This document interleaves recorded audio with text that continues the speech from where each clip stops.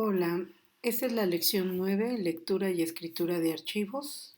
Esta actividad de leer y escribir de archivos planos hacia R es muy común, ya que normalmente el resultado de nuestras investigaciones, los datos que queremos analizar están en enormes archivos planos y algo que hacemos muy comúnmente es querer llevar esos archivos, leer esos archivos dentro de R. ¿Qué es un archivo plano? Bueno, pues son archivos de texto sin formato. No es texto enriquecido, por lo tanto no hay negritas, ni distintos tipos de letras, ni colores, ni tamaños. Porque lo que tenemos ahí es la información de un análisis que normalmente viene organizada en distintos campos o columnas y cada uno de esos campos es separado del siguiente por un espacio, normalmente en los archivos TXT, o por un tabulador en los archivos TAB, o por una coma en los archivos CSV, Command Separate Values, o cualquier otro carácter definido con este fin de separar nuestros distintos campos.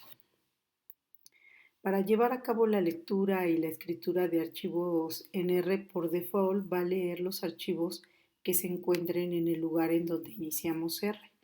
Entonces, si yo voy a mi sesión, a lo mejor lo primero que quiero hacer es verificar en qué sitio estoy parada y eso lo hacemos con la función getWD. Me dice que estoy en user B. Jiménez curso R. Y justo ahí es donde están los archivos que yo quiero leer, pero quizás si estuviera parada en otro lugar que no fuera ese, me convendría definir ese como mi sitio de trabajo. Entonces yo puedo poner setwd y especificar el path donde quiero que por default se considere mi archivo de trabajo.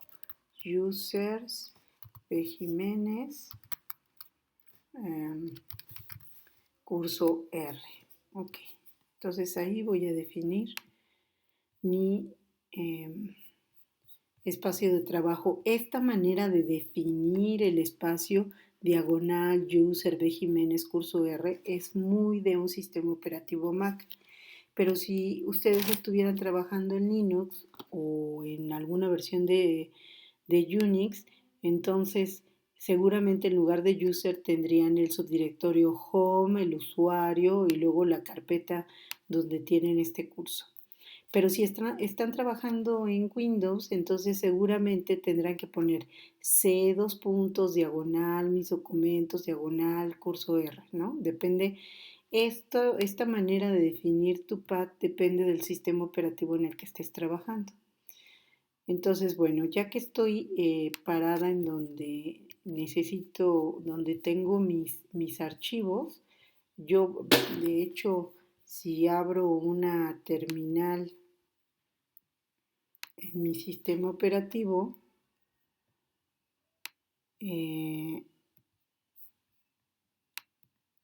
aquí puedo darle un pwd, estoy parada en user, B. Jiménez curso R, y aquí tengo una carpeta que se llama data.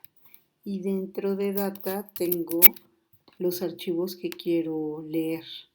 Entonces, si le echo una mirada, data, conteos, veo que es un archivo que tiene 7 columnas. La primera es el nombre de cada uno de los genes y las siguientes 6 columnas son conteos correspondientes a distintas muestras o condiciones de mis muestras. Tengo 3 condiciones de mutantes contra 3 condiciones wild type y los conteos, el número de lecturas que para cada región se presentaron para cada una de estas condiciones. Esto es una clásica matriz de conteos de las que se usan en los análisis de expresión diferencial. Entonces, si regreso a mi sesión de R, lo que yo quisiera es leerlo. Para leer ese archivo dentro de mi R, puedo utilizar la función readTable y utilizo el signo de interrogación para que me dé la descripción. Dice que readTable lee un archivo en formato de tabla y crea un data frame a partir de él. Entonces aquí está la manera en cómo se usa, se pone read table, el nombre del archivo que quieres leer y un montón de parámetros que todos, ninguno de ellos es obligatorio, todos tienen un valor por default. Entonces, si yo no especifico ninguno de ellos, va a considerar que mi archivo no tiene encabezados, que el separador es un espacio en blanco, que el punto es el carácter con el que se separan las unidades de los decimales, etcétera, etcétera, ¿no? Entonces, bueno, vamos a utilizar mi función readTable. Voy a crear una variable que se llame countTable para que reciba el readTable y como les decía, el único dato obligatorio es el nombre del archivo que quiero leer.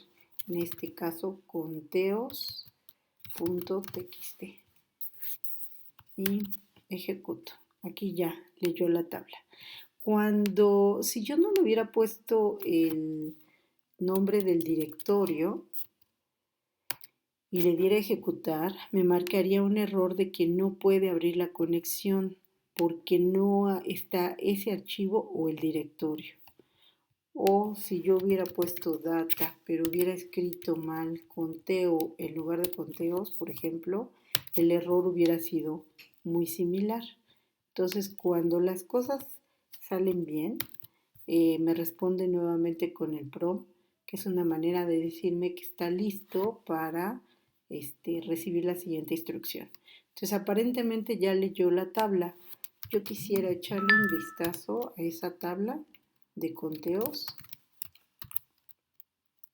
Perdón, aquí ya utilizo el nombre de mi variable countTable.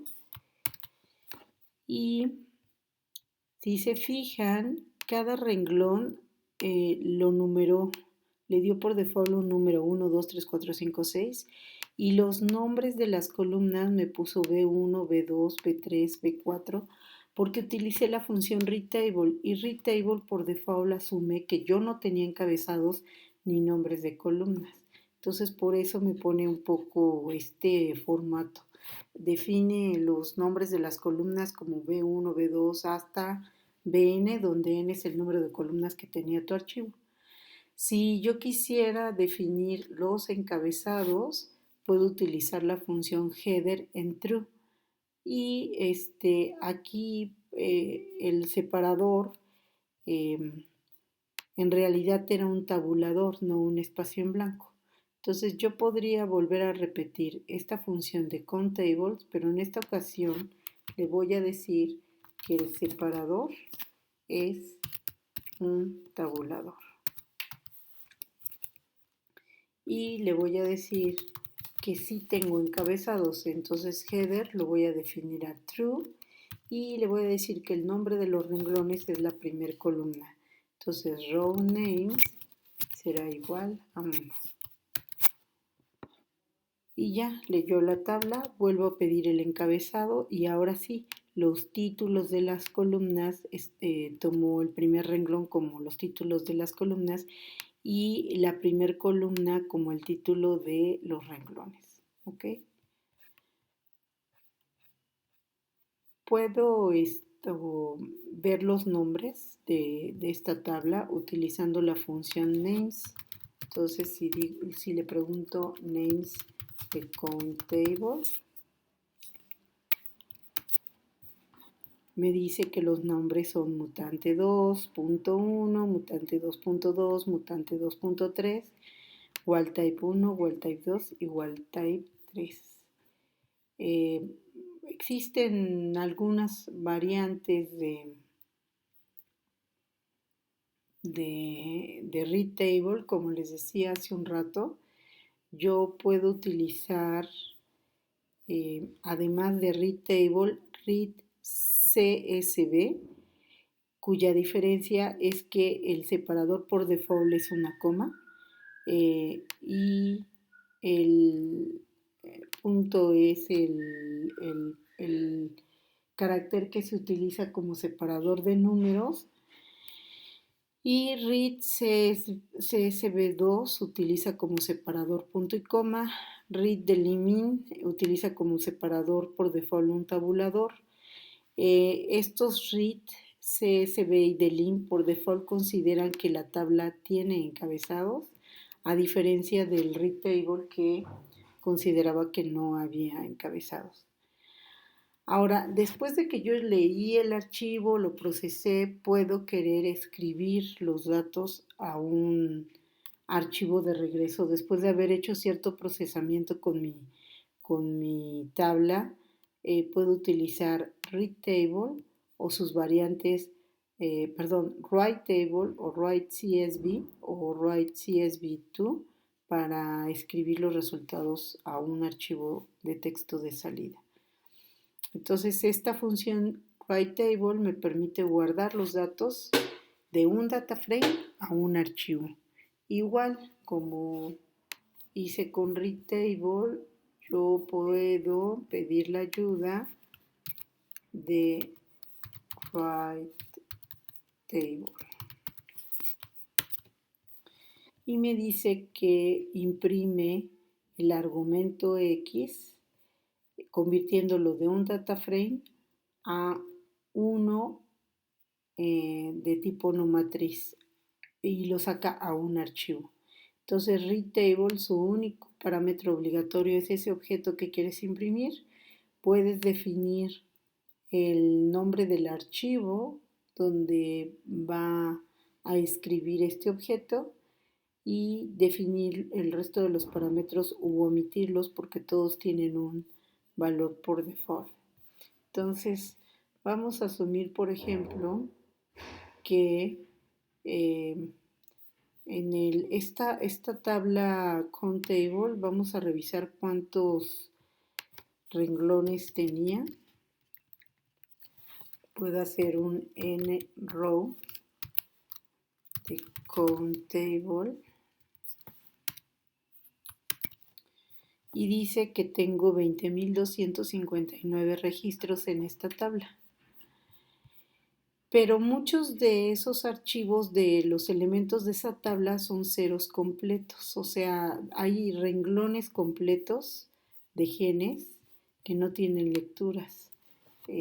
Voy a poner otra vez el objeto countTable, aunque no me lo va a desplegar todo, pero me imprimió los primeros. Y aquí, por ejemplo, este B207 tiene ceros aquí. Y si yo busco acá el B,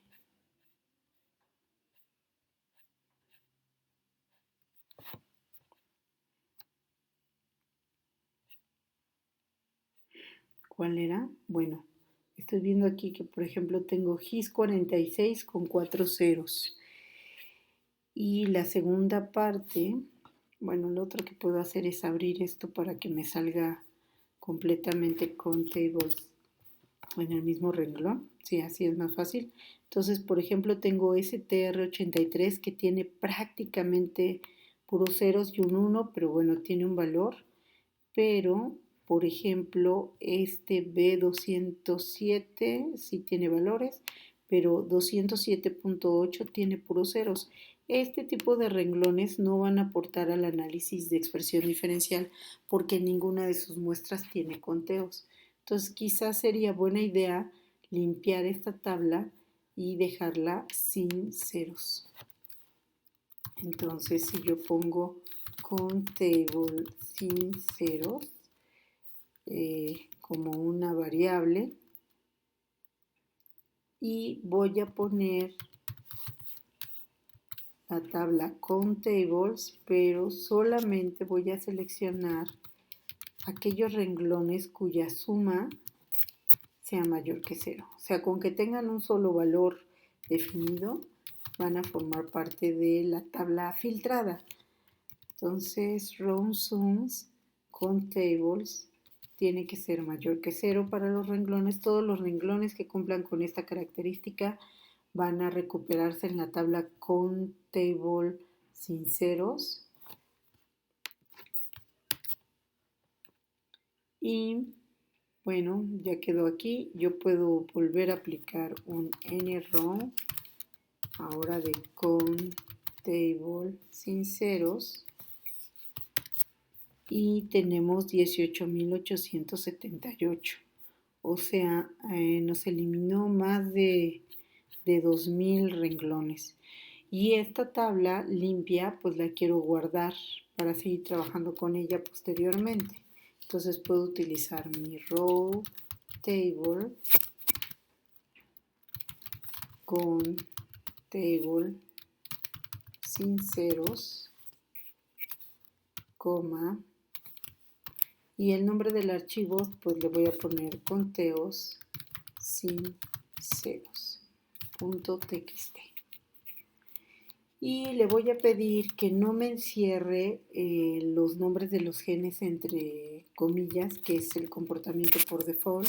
Entonces le voy a poner que code lo considere como falso y que el separador sea un tabulador, mi separador entre columnas. Listo. Dice que el objeto countTable sin ceros no lo encontró. Mi tabla se llama countable sin ceros. Countable sin ceros. Este debe ser mayúscula.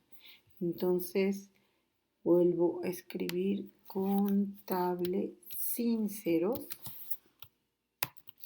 Y ahora sí lo escribió, ¿ok?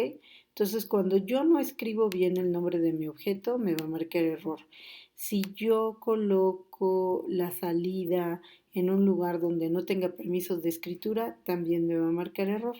Si yo voy a mi terminal nuevamente,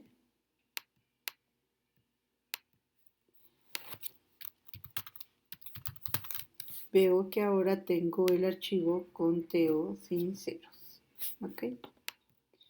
Bueno, pues con esto termino mi explicación y ahora lo que sigue es que ustedes hagan el ejercicio 9, que consiste en utilizar la función rateTable y almacenen en un archivo el objeto planetas creado en el ejercicio de la lección anterior. Y por otro lado van a leer el archivo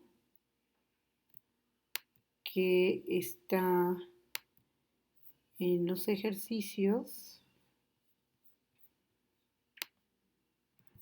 Déjenme abrir mi terminal. En el directorio data tenemos el archivo msslib ggplot2. Entonces el inciso 2 del ejercicio es leer esta tabla dentro de R, la de conteos y la de mslib. Ok, pues muchas gracias.